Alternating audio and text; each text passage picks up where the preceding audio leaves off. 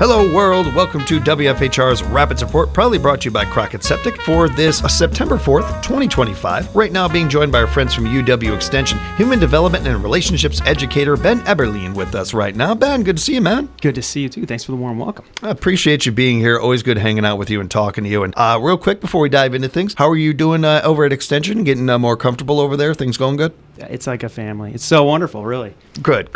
Really good to hear, man. Very good to hear. And really a great topic that you sent over this morning that I was looking forward to diving into with you. Got a ton of hard questions for it. No, I do really think that it's an interesting topic, though, Ben, and especially this month in particular. Thank you. Yeah. So the topic we're talking about is college savings. So, and why this month in particular is, for anyone who doesn't know, September is college savings month. So, for September, Extension's partnering with the state of Wisconsin Department of Financial Institutions to celebrate College Savings Month. When it comes to saving for college, it's something that we hear about from a young age, but I don't know that there's a ton of direction after that. We oftentimes hear, hey, it's important to save for school. Hey, it's important to save for college, exactly. And some of that. But there is not really a follow-up to that of how to do it. It's mostly just, and granted, some of that is because not everybody's parents, had a lot of financial awareness or education or understanding of that. Not every family necessarily had funds to be able to even save. Right. Some of that. I think there's also some of a little bit of a dropping of the ball on society with this one, where we kind of start the conversation, but we don't wrap up the conversation or give the information. We've gotten much better about this as we've gone on, and this kind of topic is, I think, that much more important because of it, to make this stuff more common knowledge. Yeah, exactly. And you nailed it. I mean, all of those points. And it's not like there's one, like, hey, I'm here to buy my college savings. Like, right. That doesn't exist. There's how many different options for financial products and from a basic savings account to, IRAs and the 529 college savings plans we're going to talk about, and the stock market, all these other ways to invest. So, yeah, it's hard. One other thing we'll get to, too, and I don't mean to jump the gun here, but I'm excited to get into, because I think when we think about saving for college, what did we all do? Immediately thought of younger people. Yep. But there's also, those of us getting an education later in life, or going back to school, or just because you want to take some classes at Mid-State or something like that. So that's another part of this, too, that I don't think we think about, and I know I don't think about nearly enough, even though I literally am doing it at times. So, yeah, it's a great another part of this. Yeah, it's a great perspective, because and we're going to get into some of the details of EdVest, but a lot of folks don't realize, because, I think most people these days probably have student loans of some kind, or EdVest accounts are super flexible. So even if, let's say, you don't use your entire account balance to pay off or on your student loans or whatever. I'm rambling now, but so it's a cool thing where it's not locked in as at a young age. You don't have to start this at, if you're for a child, it's a baby or something. If you open an account for yourself and you have student loans, you can use the benefits of the account and save some money while you're paying off those loans too. Can we, I think a good place maybe to start is right where you were touching on there, the Wisconsin EdVest, what that is. Thank you. Yeah. So, for folks who aren't aware, EdVest, or, the EdVest 529 college savings plans, essentially it's just, it's a college savings plan that was created by the state of Wisconsin, It's administered by the state, and it's actually managed by TIAA-CREF. So I don't know if, people might have heard of that, but it's a tuition financing company. They've been around for over 100 years. So, but to answer your question of what is a 529 college savings account or plan, it's a direct sold college savings plan. That means it's sold to you directly by the state of Wisconsin. There's not a middleman or a financial advisor, that's managing that for you and taking a cut or charging fees for things along the way. So that's one of the biggest benefits of it is you're not paying a bunch of extra fees and things. You're investing straight through the state. This does not come with any finger pointing or anything to it, but this feels like one of those ones should be really common knowledge. Like this program, that this exists, that this is around, that our state has created something like this. One, a credit to the state, a credit to this happening and existing. But in this day and age, especially in 2025, this is necessary. It's an important part of. We want more and more kids going to school. We want more and more kids educated.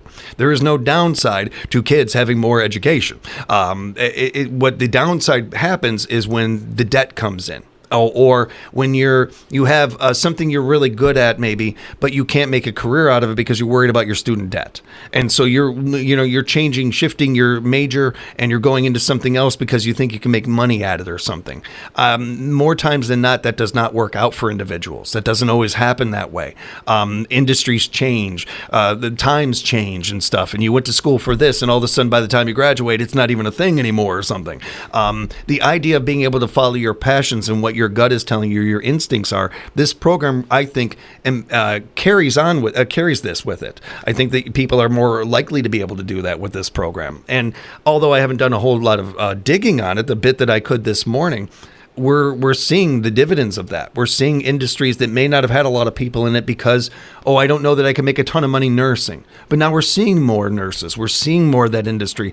It wasn't that long ago, and still an industry that we could use more nurses in. We could use more nurses, certainly. But that has gotten a lot better, in part because of programs like this. Well, and to your point, too, I mean, obviously, college has gotten very cost prohibitive over the years, but it's also become required for, a basic degree or a 2-year. And I mean, some basic level of higher education is essentially required for almost, every job you're looking at in apart from very entry level stuff. So yeah, at the same time, with it being so expensive, it's tough to reconcile that, especially if you're coming from a family or, a background that doesn't have the means, to save a ton, or doesn't have the financial knowledge to invest in, all the right places at the right times. So, and the research shows it's not even necessary. You don't have to have college paid for by the time you're going. Even having less than $500, a little bit, is hugely significant in the chances that a child's going to pursue higher education. One thing that I came across in your notes and in the article that I was reading about this is that fine point you make right there about the amount you're saving and putting away, whether it's $500, $5, it adds up. It really does make a difference. I think that's really helpful for families to hear. You may think, well, $5 isn't going to go anywhere. $5 isn't going to help. With a program like this, it sure does. And it really can make a difference. And not every family, certainly, and I don't make light of that at all. I come from a family like this, but, families, a lot of families can afford $5. Certainly can't afford 100 or 50, but a lot of families can do that $5. And that is an investment. There's a lot of names for this program. They all are apt. They all fit. But I do think one thing to keep in mind, much like I brought up with you many times over in your old job, when you are making a donation, that's an investment. This is an investment. Correct. This is, there's a lot of different names you can give it, but at the end of the day, this is an investment in your child or your future. Your future self will be thankful for it, your future happiness, mental health, all those things, along with, of course, your economic place in this world and everything. There's a lot of advantages to it. And it really doesn't have to start with a $500 bill. It can start with a $5. It can start really small. Exactly. And if you're telling me $5 isn't, why am I making coffee at home? Right. It's a great point. One other thing that I wanted to bring up, and you bring up, I'm sorry, Ben, in the notes here that you sent over, there's never a bad time to jump in on this. I think, like we do as parents, every good parent I know beats themselves up, and I wish they didn't, but we all do it. We don't focus on the positive things we do. I got late on this. I should have been saving for my kid a college fund when they were in first grade. You're not alone. Lots of parents have done it that way, where you may have jumped in on this quote unquote late. If there's never a bad time to do this, then there's never a late time to do this. Exactly. And just so people don't feel like they're the only one in that, the majority of people don't start saving. Absolutely. Even looking at folks who have an Invest account, who are investing, most of them don't even start until, age 3, when that kid is starting to go into, pre-K or 4K, they start to think, oh my goodness, education becomes something that's on the forefront. And so that's when they start thinking about, later on too. Yeah. Because there's so much going on when a baby's born. It's like, that's the last thing on your mind, right? Absolutely. Yeah. You're worried about it. You think you know how to change a diaper, and then it's go time, and the baby's moving, and so there's that, just that. Me too, man. I had flashbacks right away to it. So just that alone, let alone all the other things. Now, while there is any time is a good time to start saving, this month in particular is a really, really good time for families out there to open an account and do this, because they've got a nice deal going on with this right now. Exactly. Yeah. So, just as an extra incentive, as a way to really make sure people are aware of this amazing opportunity to save for education, EdVest does have a $50 bonus that you can qualify for. So if you open a new EdVest account between Monday, September 8th, and September 26th, so you get a few weeks. You open an account within that time frame, and you have to use the promo code CSM25. But you make an initial deposit of $50, and then if you set up recurring contributions of $30 or more for 6 consecutive months, then you'll get that $50 bonus in April. That 6 months out. Mm-hmm. Thanks for letting us know about that, Ben. And we'll give you the website you can go to and more information before we wrap up today with Ben, who we're speaking with from, of course, our friends at UW-Madison Division of Extension Wood County. Ben, just a couple of other things I wanted to touch on. We were kind of talking about this already with the idea of that, no, it doesn't necessarily matter how much the amount you're saving, and the positives to that and the impact that can make. But there's other ends of that too, and even with this program in general. And it's something I was touching on earlier, savings for post-secondary education. For those that may not be clear about what a post-secondary education is, just touching on that a little bit and how this can benefit it. Yeah, absolutely. So, that's one of the beauties, too, of EdVest accounts is how flexible they are. So they can be used for a ton of different things. So, like you said, post-secondary education, what is that? So if it's a 4-year college, if it's a 2-year, if it's some sort of degree or a certificate or some kind of educational training, those qualify among a bunch of other things involved in that higher education. So not only tuition, but room and board, those kind of related expenses, fees, books, supplies, computers, and anything really that is a direct cost or expense of that education. I couldn't get over that list. You're not. Ben's not kidding. Literally anything you could think of involving education. Yeah, and I think that's a really nice thing too. And let's say you do your due diligence and you're saving for your child, or maybe it's your grandchild, your niece, nephew, whoever it is, that's the beneficiary of the account. And they're an amazing student. They get scholarships, right? And then they don't actually need this money. Well, it can still be used. You can still get all the benefits. It can be rolled over into, IRA accounts. And otherwise, it can be transferred to another individual. There's tons of ways that you can still capitalize on the money that's been invested, that's been, saved, and take advantage of the other, like the tax savings and things.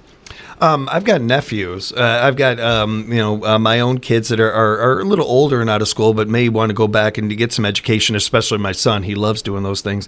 But I've got, grandkid. I got a grandkid, and I might have more and stuff. And when I think about them, this is going to pop up in my head right away. I cannot stress enough how important this program can be for people and what a game changer it can be for families. I think it's really cool to hear about and to talk about, and I encourage others to spread the word about it.